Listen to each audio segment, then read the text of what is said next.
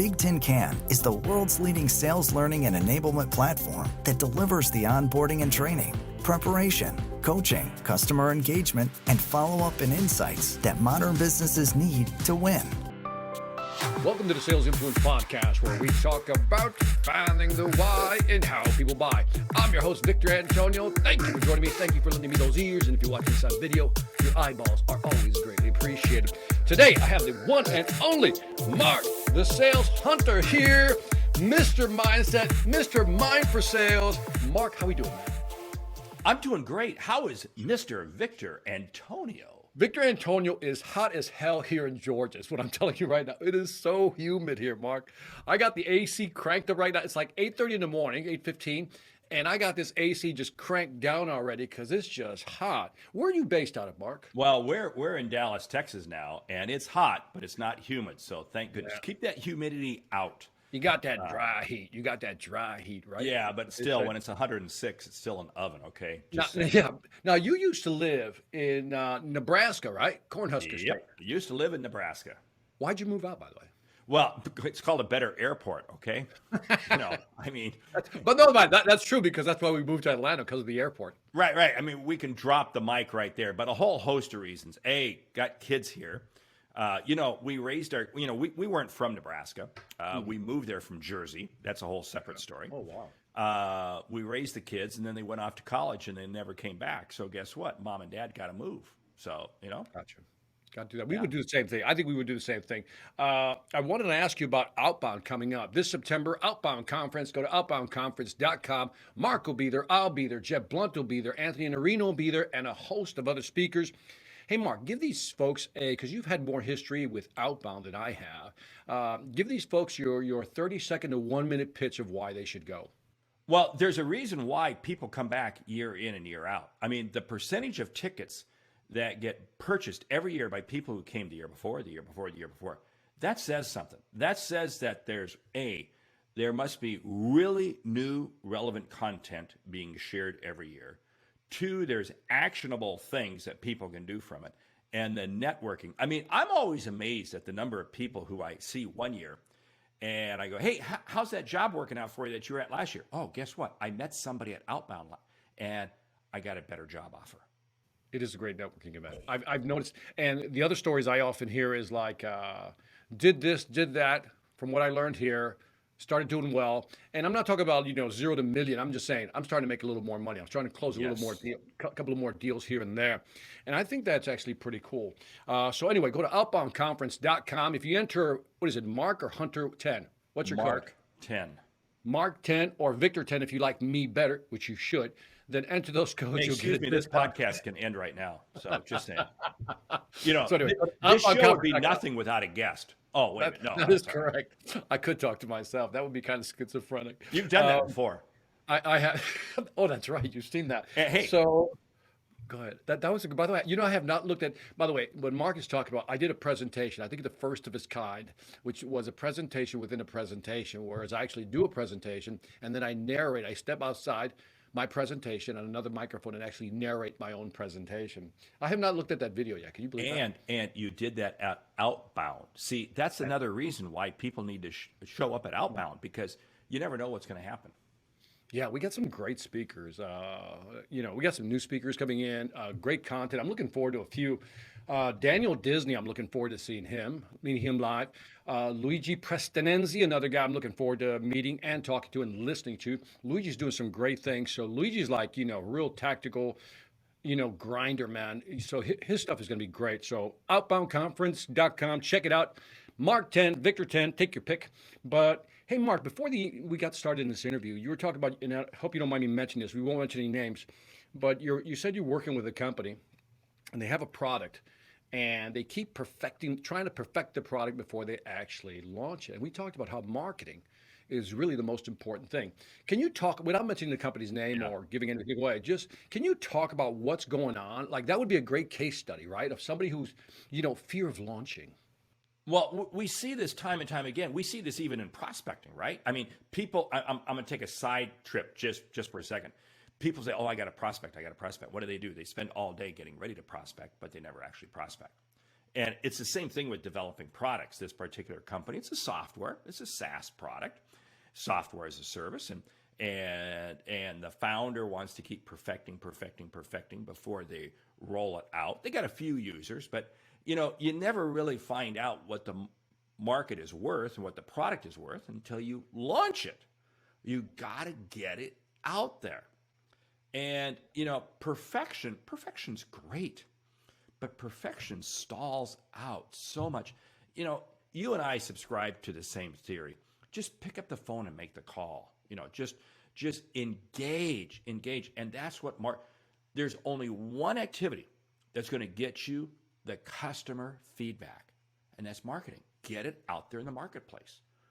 The I customer think people don't will understand that. tell you. Yeah, go ahead. I'm sorry. Yeah. I like the feedback part because, whether you're prospecting on the phone or pushing a product out there, as you're pointing out, I like the way you tied those two together, is that the market will tell you like, no like, kind of like, right? And give you the feedback you need to be successful. I subscribe to this statement. Never aim for perfection, aim for success. I've always loved that statement. Oh, I tell you what, drop the mic on that one. Yeah. Back up the video or the audio and hear what Victor just said, because it's gold. It is. And this is what I think stands in the way. We got salespeople listening to this thing. And that's what stands in the way of so many salespeople. They want to perfect this presentation just a little bit more. They want to tweak this, they want to tweak that. And by the time they get into the presentation itself, they're so convoluted, tied up in what they want to say that they don't know what to say. And most of all, they don't listen.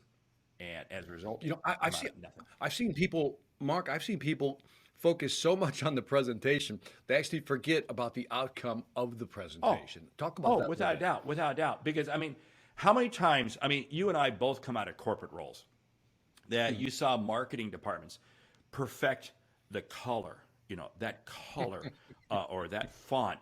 Just let me go. Beautiful. Just let me have a conversation. I'll tell you what the marketplace is looking for. Yeah, it's funny because you reminded me. You brought flashbacks of corporate America. I would fight with marketing because they're like, "Well, it's not right, whatever. The fonts are not correct, Victor. You can't use." I'm like, "Really?" I worry more about the sale than what the font looks like. But I do think that people get caught. Hey, Mark, do you remember that show, The Gong Show? Yeah. Do you remember The Gong Show? What was it? Chuck Berry? Was it Chuck Berry? I don't know. We are both Berry. dating ourselves right here, right now. Yeah. But anyway, so the gong show is that they bring out this talent, and if the talent's not good, they bring this giant gong.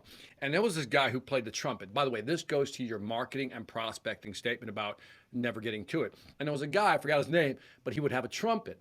And he would always warm up the trumpet. He says, "All right, ready to play a tune? All right, go." And so he'd get on stage, right? And he'd start, "I'm going to play my trumpet. I'm going to play it now. Oh man, I'm going to play this trumpet. I'm going to play it now." And he keeps going on and on, on and on. He never plays the trumpet. And I think that's like prospecting, right? I'm going to prospect today. Man, I'm going to prospect well. But how many times do we hear that? Oh my God. It absolutely is mind blowing. They say, "Well, I want to spend all this time getting ready. I want to spend all this time getting ready." But salespeople do that. Marketing departments do that. And founders do that, just like we were talking about. They get caught up in the hype of what they think can happen. And they're afraid of the reality of what will happen. Ooh, that hurts. I like that. That does. That is, the psychologists call that the fundamental attribution error. And that is when you attribute an outcome to something that may not even be there. And we imagine these things. Talk to me about how, your book, High Profit Prospecting, right? High Profit. What was the name of your prospecting book? Yeah. Oh, so I got it. And so in that book, talk to me a little bit about, what holds people back from prospecting? What have you seen that really holds people back? What are some of the excuses they use? And then maybe even give the folks a couple of tools to kind of get over. Well, hey, here's what it simply comes down to. It comes down to the mindset. In fact, that's why I wrote the third book of mine for sales. But right. Dude, do you like how I slipped that in? I just slipped in. You did. Out of the title. Yeah, You're very clever. good. Very clever. Right? Not the first rodeo. Anyway. No. No, I forgot. In fact, you're gonna. Oh, thank you. I am glad that we have the studio audience. It's amazing how you can assemble the studio audience this early in the morning. By the way, all right, people, calm down. Let Mark talk. Go ahead. Is the studio audience dressed from the waist down? Okay. Good. Yes. Okay. Good. Just checking. Okay. Good. Here's the situation. Salespeople are always caught up in this whole idea. Well, I'm only going to get one call. I'm going to only get one call or one email. So I got to make sure it's perfect. Got to make sure it's perfect. Got to make sure it's perfect. And I'll tell you what, that ship sailed years ago because I could call you, Victor. I've called you many times, and you don't answer the phone. Yeah. I could send you an email, and guess what? You don't respond. You see, we have to understand that the sales call is a continuum. It's a continuum. And sure, we want to make that first impression. We always want to make that first impression a great impression. That's what our mom told us growing up, right? But we have to realize it's a continuum. So as a salesperson, I've got to be prepared to say it's going to take 5, 6, 8, 10, 15, 20 steps before you actually engage with me. And what I'm doing in that is I'm just building credibility. I'm just allowing you to understand that, hey, I have some value that I can bring you. But here's what it comes down to. The number one fundamental piece is this. Salespeople fail to realize that if they have the ability to make a difference in somebody, they have an obligation to reach out to them. Because what happens is people ultimately freak out. I don't think this person can buy from me. I don't think this person can buy. I don't think. I just hired a salesperson. We're doing a very unique type of program, strictly at the corporate level. And this gentleman is a pit bull.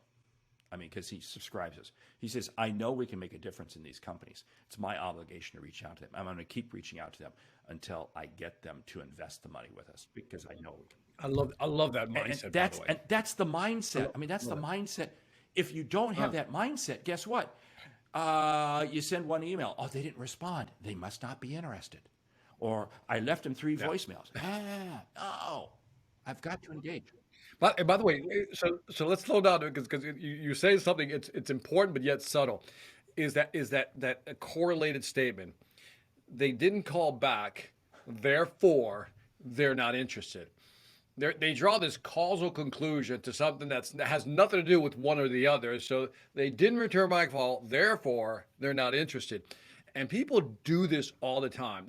We all do this. It's kind of a way of rationalizing why somebody doesn't call. Years ago, I heard that the word rationalize stands for the ability to rationalize. Right. Oh, I like that because really what you're doing is you're trying to look for a reason to get it off of your plate. That's right. Or not call. Make that call. So yeah, when as you're talking to salespeople, like what are some of the things? How do you help them, Mark? When you're doing your course on prospecting, how do you help? Okay, put yourself in the scenario. Company calls you in. I said, look, I got people who are just not dialing for dollars. They're just afraid to make the calls, reaching out, outreach program. Walk me through the process that you walk them through at a high level, of course, to kind of give the folks an idea of how to solve some of these problems. First of all, skip the product. It's not the product. It's not the product you're selling. So many people get hung up on the product. Oh, if we just had a better product, if we just had a lower price. No, it's the outcome you create. So what I tell salespeople, you take a piece of paper, you draw a line down the middle. You write down your 10 best customers on the left-hand side. And on the right-hand side, you write down the outcome, not what you sold them. How did they benefit from what you sold them? You write that down, and what you do is you begin to look at that list, and then you give yourself a big hug, and you go, oh, I am good. By the way, I've never heard that. That is a really good exercise, by the way. I really like that. Think about this. Especially, if you come into a Monday morning, and you're like, I got to sell. Just do that exercise. And you write down the outcomes, and then you begin to realize, hey, you know what? I'm making a difference with these companies or these individuals, whatever it is. And then you begin to back up to say, what are the questions I should be asking other people? Because I bet other people have these same needs, these same outcomes. You see, here's the whole thing. People say, well, nobody wants to be sold. They only want to buy. I don't think they want to buy. What they do is they want to invest. They want to invest because they want a solution. They want to alleviate something. They want to increase something. They want to do something. So my goal is this. I want to look at what I do is I'm asking people to invest. And if I show them the outcome they can create, guess what? They will invest. So let's dig into it because this is a really cool exercise. I've never seen anybody do it this way because there's several. Again, you state it like that, like it's nothing because you've done it so many times, so you're used to it. So what's interesting about this exercise is that you got the customers, list your 10 customers that you've had, and those are the most recent customers that bought. Then you list, as you say, the outcome of how the product or service benefited them, right? That's the outcome. But what you're also doing, and again, this is where I want you to add some flavor to it. You're also developing two things here. One is you're developing stories to tell in your presentation, almost like case studies, but stories to tell because, hey, let me tell you about this company because you have the 10, but also it kind of gives you tied to purpose. That is so spot on because, again, nobody wakes up in the morning and says, man, I hope Victor Antonio calls me. I don't even know if your mother says that. I have no idea. Yeah. But here's what it is. Again, you've got challenges. You've got problems. I mean, I recently went out and bought a new laptop computer, and I needed it for a very specific outcome. And the price was almost irrelevant because I needed special features in it to be able to do certain things. It was the outcome I'm creating from it. So the price tag, I paid more than I really wanted to pay, but in the long run, it's chump change because the outcome that's going to be created from it. That's what you have to focus in on. Yeah, I mean, I really like like I said, it's a very simple story. What I like it also, you can grab stories from those outcomes, right? Once you've Yes. sold them, now you know the stories. Two, gives you a sense of purpose of why we're doing what we're doing. I think three, if I were to add this part based on your exercise, it also builds like mental momentum and mental confidence. Because you're like, okay, look at these 10 companies I worked with.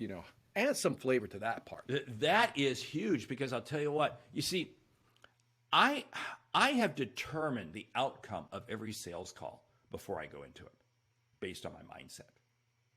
I mean, how many times have you, no, not you, the great Victor Antonio, but other people in your studio audience have gone into a sales call and they go, there's nothing here. And as a result, they come out of it with nothing. Your mindset going into the sales call changes your ability to listen, changes your ability to ask questions because it changes your level of confidence, which in turn changes your level of competence. And the customer picks up on that right away. Yeah, I think you're hitting on something that's really subtle again, and I love this conversation because we make again assumptions back to the fundamental attribution error, right? You attribute saying there's nothing here, and as soon as you say that, because you're not patient enough to dig through it, as you say, your mind shifts towards maybe my next call. In other words, I'm in the meeting, but I'm already at the next meeting or planning for the next meeting. And customers do sense that. And so how do you stay in the game? I mean, obviously you're going to ask a lot of questions to see if there's something really there. But how do you stay positive when you think that maybe this isn't for you? I mean, when do you know when to just kind of pull the ripcord on this thing? Well, here's the whole thing. You have to ask yourself, am I dialoguing or am I just preaching? And let's dissect this because we always say, oh, people don't want to have a lecture, they want to have a conversation. I get that, but here's what it is: is the customer, is the other person sharing with me insights, and as I ask them follow-up questions on that, are they sharing with me more insights? If they're willing to stay in that track, guess what? I've got somebody who's engaging with me. If on the other hand they're not, then you know what? I may want to pull the ripcord. But here's the whole thing. Too many salespeople pull the ripcord too early. Because again, I've taken the time to get the call, whether it be a Teams meeting, Zoom call, whatever it might be, face-to-face. However, you might as well stay in the game and finish the game. It's kind of like, hey, oh yeah, let's be the Atlanta Falcons. We're going to take the field for the second half, but you know what? We're down by a touchdown or two. Or no, we're up by 3 touchdowns. There's no way the Patriots can come back and win the Super Bowl. So we're going to, oh, I'm sorry. That was a sore spot. I'm sorry. Yeah. By the way, not a sore spot. The two things. One is that I have that mindset also where I'm just going to see it through. In my mind, I hear my little gremlin, my little hobgoblin of the mind saying, "Nah, they're not going to buy. This is not going anywhere." But I always override that by saying, "Maybe not, but let's go all the way through to the end, do the best we can to try to close it. At least I always tell myself, let's end this with no regrets." Thank you. Because here's the thing. Yeah. You may wind up with no sale, but you know what? You've strengthened your selling muscle. You've strengthened because, Good way again, to look at it. you're going to learn some insights. You're going to learn something. I look at this. The positive people in life go into every situation saying, you know what? There's something I can learn here. There's something I can learn here. So guess what? This conversation might not go anywhere. No, I'm not talking about this podcast. This is going somewhere. But you may go into a conversation and go, but I still learned something. That's fine. That's fine. Right. Yeah. Right. I've noticed in conversations that, and again, there are things you can see or tell. So let's talk about signals. I think this will be interesting. Like you're in a conversation, what signals are you looking for interest, not interest? By the way, I think somebody should write a book on I don't want to say body signals. I'll just call human signals. Things that people are transmitting to us during a conversation beyond body language, because there's tone, voice, content, as you say, interaction, engagement. What are some of the signals you look for when something's going your way or when something maybe is just a little off track? Well, when the customer gets up and walks out of the room and doesn't come back, that's generally big signal. generally a signal. That's a big one. That's a big signal. I look for a couple things. In fact, it's kind of funny. It's a little bit harder on video, but I always ask this question: do I know the color of the other person's eyes? Because am I giving you eye contact? Are they giving me eye contact? But It's a little personal. well, I know. Go I ahead. know it can be a little bit creepy. Continue. But stop and think about this: how many times have you had a conversation with somebody that never looks at you, right? Big Tin Can is the world's leading sales learning and enablement platform that delivers the onboarding and training, preparation, coaching, customer engagement, and follow-up and insights that modern businesses need to win. Okay. Anyway, let's put that aside. Here's what I'm looking for.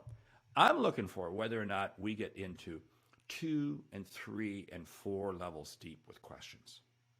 In other words, the idea being is that I can ask you a question, you share with me. I talked about this earlier, and then I ask you a follow-up, and we keep going down this path, and it gets deeper and deeper and deeper. To me, that's a huge signal. And are they doing the same to me? Because here's the whole thing. If they're not asking me questions, then you know what? They're just looking for the end. They are just looking for the exit. They want to end this. But if they're asking me questions, now it doesn't necessarily mean they're a motivated buyer. They may just be looking for information. But at least they're willing to engage. So pause there, Mark, and I'm going to ask you a tougher question here. So you're in front of somebody, because people listening in or watching this are going to say, yeah, that's my problem. The person's not engaging with me. I'm asking questions, but I'm just not feeling the love. What do you do in that instance, or what could be happening in that moment? You kind of just open that up a little bit. Here's one of the easiest things that I love doing. Somebody shares with me something, and I go, "Hey, can you share with me a little bit more about that? Can you give me an example?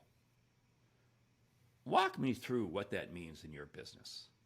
You see what I'm saying is I'm asking them to unpack. And if they won't unpack that, then it says, whoa. Here's the problem too many salespeople have. I firmly believe that short questions get you long answers, and long questions get you short answers. Too many salespeople are caught up in their own hype, and they ask these complicated questions. And then the customer looks at you and goes, huh? I mean, how many times, Right. By the way, sometimes the question is so long, the person actually forgets what you just asked. That's why I always say short questions get you long answers. Why? Tell me more. Well, that's fascinating. Can you give me an example? Right. And now what I'm doing is this is going to tell you right away as to whether or not this person cares and is interested or is looking to check out. Because if they don't pick up on that and run with that, then guess what? This dog don't hunt. How do you sync up with the customer? So let's say you're in the situation. Let's put the folks in a scenario. We have a meeting. It's with the CXO of some sort, right? Or small business owner, doesn't matter. And this is our target client, right? It's our our ideal client profile. Uh, but yet the conversation isn't going well. The conversation seems to be like I'm asking questions, and I'm asking short questions, and I'm getting short answers. How would you diagnose that? Like, what could be Well, going on? there could be. Here's the situation.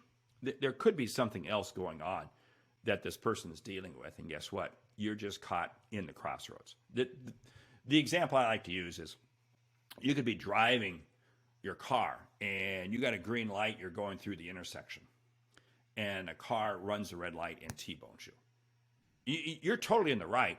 You just happen to be in a bad situation with somebody.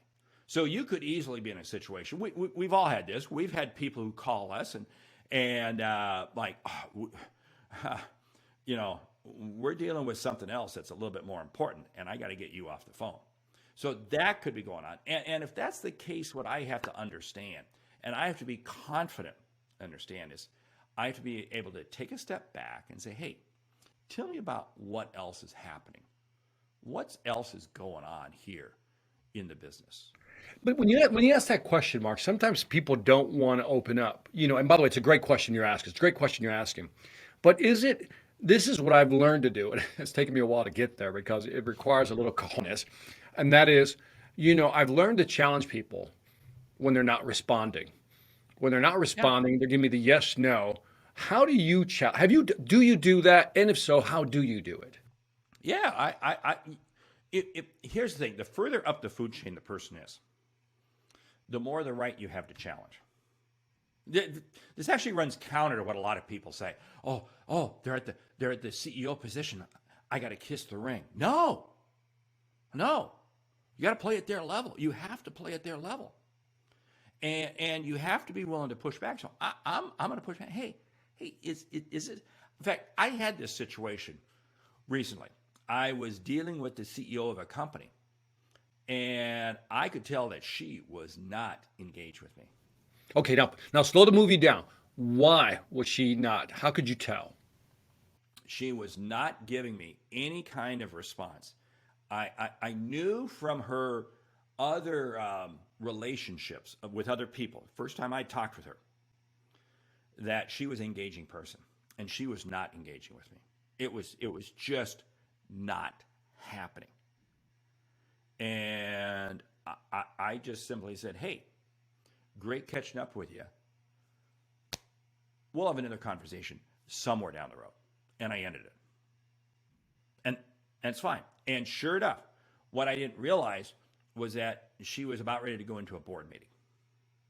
So she was fixated on the board meeting. Gotcha. Nothing wrong with that. No, and so in that case, and by the way, great approach. Would you have said something like this in a different scenario? Would you challenge it? When somebody's not interested, what I've learned to do is it doesn't seem like this is a priority. For example, sales training. Yeah. It doesn't seem like this is a priority for you right now. Yeah. Is that a true statement? I almost want to say, because if it is, let's not waste each other's time. Right.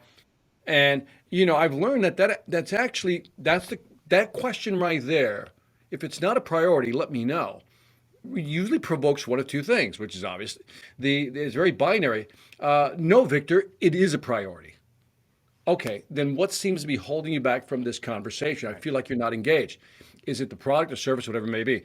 If they say, no, it's not a priority, well, okay, now at least. You're not going to go back to your manager and talk about this great deal, this great conversation you had that's now in the pipeline, that's forecasted. Do you do that sometimes, Mark? Yes, because here's the whole thing. You exit the meeting with respect. The other person now has a higher level of respect for you. I agree. Because Great point. right? Because Great you're point. willing to call an ace and a spade a spade. Yep. And especially further up you go, it's like it was with the CEO. I said, hey, we'll catch up later on. Great. There's something about, I don't know, I want to use the phrase carefully here. There's something about not caring if I win or lose the deal that puts you in a different mental state with the client. And that comes back to having a full pipeline. See, if you believe in what you do, you know that there's a world of opportunities out there. There's unlimited opportunities out there. If you believe in the outcome you create and you believe that, hey, it's okay, there's other people out there. I'm not desperate. And this is where I think new salespeople and people without pipeline, because they just keep jamming the presentation. They just keep jamming. And it just becomes exhaustion on both ends. Because the other person's saying, where's a handgun? How do I exit this? And that salesperson just keeps barking, leaves just totally exhausted, saying, By the way, they associate more talking with higher probability of closing. Oh, No, not true. Not true. There's no correlation there. oh. Have you ever had, Chorus and Gong, two great tools, Right. recording calls. It is so interesting to listen to new salespeople on calls because they do all the talking. They do all the talking. Right. But then as you begin to watch salespeople mature and you watch salespeople really become adept, you see the customer doing more and more talking. And you listen to those calls of the really high performers. And it's amazing how the salesperson's not doing the talking. It's the customer. Boom. Boom. Yeah, you learn that it isn't about the amount of time you talk. And I think people almost talk, new salespeople talk because they're afraid of the silence. Because they don't know what to do. They are afraid the customer's going to ask a question that they may not be able to answer. And I go, great. Right. I want them to ask a question that I can't, because now I have the ability to create a follow-up conversation. Yeah, you want to get beaten up early. Good way of putting it. If you're going to start out, just go get beaten up. I wanted to ask you about. You mentioned the conversation platforms like Chorus.ai and Gong.io. What are you seeing with technology? A lot of companies using these platforms, and what are you seeing in terms of their success rate? And I'll give you my opinion after. Well, I'll tell you what. Everybody's buying as many programs as possible because they think it's the magic solution. I'll tell you what. The best app is right here between the ears. The best tool is right here between the ears. And we are trying to turn sales into a robotic function. And I think it's a disaster. I want to have tools. I mean, that's the science. That's the science of sales. But sales is still an art. It's you and I having a conversation. Yeah, I want to be clear so people don't jump on you later on about this. You're not saying don't use technology. You're not being a Luddite. No, I want technology. But technology supports me. It doesn't drive me. Correct. That's what you're saying, right? Because we do need basic products. I've worked with, I'll just say, conversational platforms, just to keep it very broad, so nobody yells at me later on. And what I found, Mark, my experience has been that companies who've bought these conversational platforms, they don't. First of all, they don't dedicate a person to it. That's all. That's the first big mistake. They think it's a magic black box. Look, it records conversation and it spits out insight. No, not so easy, because somebody has to develop, I'll just say, the keyword clouds, the phrases, and everything else that we're trying to pull out, the insights, right? You need to create that. And I see a lot of companies not dedicating a person or persons to actually work with the data. How do you see totally it? agree. This was a lot of the problem with first generation CRM systems. First generation CRM systems were basically bought and installed by CFOs. It was the finance department. We're going to get a control on, we're going to get, and they thought by just installing this, suddenly they would have magic and suddenly they'd have all the answers. No, it doesn't. It doesn't. You have, I can take a power tool and put it into somebody's hands and nothing will happen. I can put that same power tool into somebody else's hands who really understands how to use it. And wow, it's amazing what they can create. It's the same thing. So Yeah, I've noticed that these conversation platforms, I think they're powerful once you understand how to mine the data, and I think the mining the data is the big part. Well, right there. and this is the challenge, because the data can become so macro. It can become, we talk about big data, big data, and it's macro. But here's what it comes down to. You and I are having a conversation. It's you and I. So we'll say you're the customer. I have a 50% chance of success. And we're either going to have success or we're not going to have success. I can put all the data I want in the world. But if you and I connect, bingo. If you and I don't connect, sorry. Pick up a prize in the gift shop on the way out, you know? And I think that's powerful because it's a great reminder that, at the end of the day, all products almost are similar. All services almost are similar. So I'm with you. I've been saying this for the last couple of years now that the salesperson has become the differentiator in selling. And it's how we sell, how we position, how we frame. And so, would you agree with that statement or Totally. would you differ? How would you? Totally agree. Totally agree. This is why two salespeople can go out with basically the same product, and one is incredibly successful and one is not. And they have basically the same customer list, et cetera. I remember years and years ago, in an early sales role, I was given the territory of a salesperson who was struggling. And it was interesting. My manager didn't give me any call records, any information. Just, here's your new territory. Back in the day. Remember back in the day, right? I mean, and I was incredibly successful. I was incredibly successful. Why was the customers didn't change? I was just taking a different approach. What do you think you did differently though? What do you think you did differently? I went in than with a everybody else? different attitude that I know there's business to be Right. had here because I hadn't been told otherwise. I had not been told there was no business here. So I was going in saying, Right. I got to make I got to make my quarterly number. So I got to do this. And I went in with the, I'm going to listen. And I saw opportunities. I saw ways that I could help customers. And so again, it comes back to the attitude. The attitude drives everything in sales. Oh, I agree. My phrase is ABC, not always be closing. Attitude drives behavior, behavior drives consequences. It's very simple equation, right? But most people don't get that, which is why you wrote the book, A Mind for Sales. Walk me through one of the stories in there. 'Cause you have several stories in there. What's your favorite story in your book about a good mind shift? Good mind shift. Early on, I tell the story about one of my, in fact, it was not that territory I just described. It was a different territory. I had my manager say, hey, I want you to make sure that this particular customer, because this was kind of account management. We were doing account management and developing new accounts. I want to make sure that you stay locked in on this particular customer. And I still remember her name. Her name was Ruth. Ruth. And you got to stay locked in on her because she will beat you up. She will beat you up. But you know what? You want to be beat up early. Because the earlier you get beat up, the stronger you become.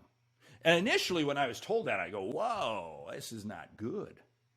But looking back, that was the best thing for me. Because by going in and talking to Ruth and getting beat up with her on a regular basis, boy, it sharpened me. It sharpened me up. How did she beat you up though? How did she would beat you up? challenge me on every number I present. She'd challenge me on this. She'd challenge, oh, this competitor's coming out with this product. All that. And she just would challenge me on anything and everything. And that was just her nature. That was just. So she was just testing you to see if you knew your She market. wanted to know if I knew everything, and ultimately, I mean, I look back on it and I enjoyed working with her because Yeah, I've had some customers who are very tough on me because they wanted to see if I knew what I was talking about. So that's a great point that you got to be a subject matter expert. Remember that when the Challenger sale came out in 2011, that one of the findings, and people just took this too binary. It wasn't binary. But one of the things that came out is that out of the 5 profiles, we all have 5 of the profiles, right? Challenger, let me see if I can remember. There was a challenger, the lone wolf, the problem solver, the hard worker, and the relationship salesperson. And in a difficult market or not so difficult market, complex sales, simple sale, the relationship salesperson did the worst, which kind of just caught people off guard. It said, does that mean relationships don't matter? And to your example right here, it says, not that it doesn't matter, is that people want to know if you can Bingo. help them first. And then they want a relationship. Fair enough? I totally agree with that because here's the situation. Ruth and I had a good relationship. We really had a good relationship because she beat me up all the time. But the relationship was as a Right. result of the fact Exactly. that she But knew see, and this you whole could thing, help. I think because people, oh, well, I want to go in and just, oh, well, look at this and look at that. Hold it. I don't want to deal with, I don't have time. I have enough friends in my life. If you want to be my friend, here's an application. Fill it out. Okay. That's Okay. exactly it. I That's mean, exactly. so I should tell that to yeah, people. yeah. You want to be my So friend? Fill anyway, this application. you are That's going to have to funny. earn your way into that Yeah. group. Yeah. I would summarize it this way: a relationship is a result Yes. of results. You know what I mean? You got to have the results first, then I want a relationship, which is what you're saying this example with Ruth. I think that's brilliant. The in your book Mindset, you talked about the mindset. Before that, you had the prospecting book. What are you working on now, Mark? Yeah, I am not actually working on a book right now. I am so busy working with other companies on major products, go to market strategies, helping companies go through this IPO phase and so forth, that I'm not actually working on a book. I've got several ideas in the back of my head, but you know what? I'm Mhm. busy. I mean, There you go. I'm having There too you go. much fun. In fact, it's funny. I just booked a gig the other day for Lithuania. Would you go to Lithuania? No, I don't. By the way, not anything against Lithuania. I just Yeah. don't really want to travel international right now. Okay. Yeah, Okay. that's why. But I would love to And go to and uh, Lithuania in and another and context. it's kind of funny because my agent called me, and she got a pretty good fee for me to Good go for to you, man. Good for you, Lithuania. man.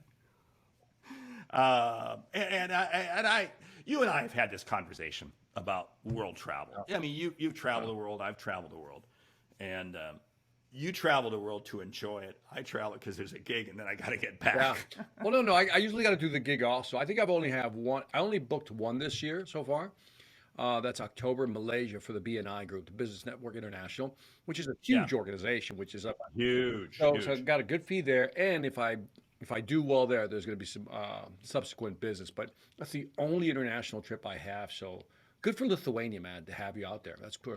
So, but by the way, so no book that you're working on right now, because you're not like Jeb Blunt or Anthony Norino just cranking No, those I'm animals. I'm not looking. I'm not looking to have another Library of Oh Congress my God, those waiting. guys are just machines. Anthony Norino and Jeb Blunt are just writing I mean, machines. they're just machines.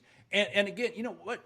That's what I like about the four of us because we each have different Right. styles. I mean, we each have different lanes. Hmm. And people always ask me, "Well, man, you run with Jeb and Anthony and Victor, and don't you see them? I don't see them as you guys aren't. We don't We don't care. We compete don't against care. each We other. don't care. There is a world of opportunities There's out there, plenty of opportunity. and we all have different lanes. And I Yeah. I get jazz every morning. I mean, when we get done here, I've got a piece of paper here with all my call because I literally do. I have to make a piece of paper every morning Right. with all of my calls, Hmm. scheduled calls, to keep me on track. I mean, it's just boom, boom, boom, boom, boom. I'm having fun. Yeah. And by the way, it's a good point you bring up, and that is, I don't view our relationship or with Jeb, Anthony, or even some of the other speakers out there as competition. I think that's a lack mindset. You know what I mean? Yes. Where you should have the abundance mindset. It's Uh, as we get older, would you agree with this statement? You just let go. Oh, you let go, and there's so many I mean, I know that I'm going to have half a dozen calls today. A lot of these are with existing clients I'm working with and so forth. But you know what? Out of that, I bet there come another two or three big opportunities. Yeah. And they come I out, mean, they come out of every nowhere day. also. By the way, I think that constant, as you say, constant hitting the phones, reconnecting with customers, all of a sudden, I got a call over the weekend, just as a side note. It's a customer I had who heard me speak. He says, "Hey, this company just lost their speaker. You're in Atlanta. They're going to be there next week. You want the gig?" And I'm like, "Yeah, absolutely. Let's talk through it, right?" And I love when things like that happen because often we think it's just about marketing, marketing, marketing. Sometimes it's just not only marketing but executing well with the current clients that you have, which is how you're building a lot of your business. Is that true? Oh yeah, I got a funny story. I'm in Orange County Airport. This is on a Friday, flying back to Nebraska. Phone rings, and it's a major client. They said, "Can you get down here to Bogota Monday?" And Are we talking to Colombia here? Bogota, Colombia. Okay. Yeah. Okay. Yeah. So I mean, and I've had, again, it's just because you and I and Anthony and Jeb, you create enough of a name out there, and stuff just happens. People say, "Oh, that's lucky." No, it's not lucky. It's because we've put in the reps. Yeah. Consistency. You do it every. Hey, people, if you have not read the book Atomic Habits, your audience, if you've not read the book Atomic Habits, it's a book I recommend to everybody, because Atomic Habits is so gold, because it's that discipline. It's that discipline of doing things every day. That's how you become successful. Boom. I love that. I think we're going to end on that note. Mark, where can my audience find out more about you so they can show you some love? thesaleshunter.com. It's trademarked. Don't steal it. All right. Thank you, Mark. All right. And that is it for the Sales Influence podcast. Leave me some feedback on iTunes, Stitcher, YouTube, Pandora, Spotify, wherever you're listening or watching. After you do that, go check out thesaleshunter.com. See what Mark's up to. Go check out his book. The last one, most recent I loved, is The Mind for Sales, A Mind for Sales. And after you do that, check out the Sales Velocity Academy at salesvelocityacademy.com. And on that note, this is Victor Antonio, always reminding you, selling ain't hard when you know how. Take care. Big Tin Can is the world's leading sales learning and enablement platform that delivers the onboarding and training, preparation, coaching, customer engagement, and follow-up and insights that modern businesses need to win.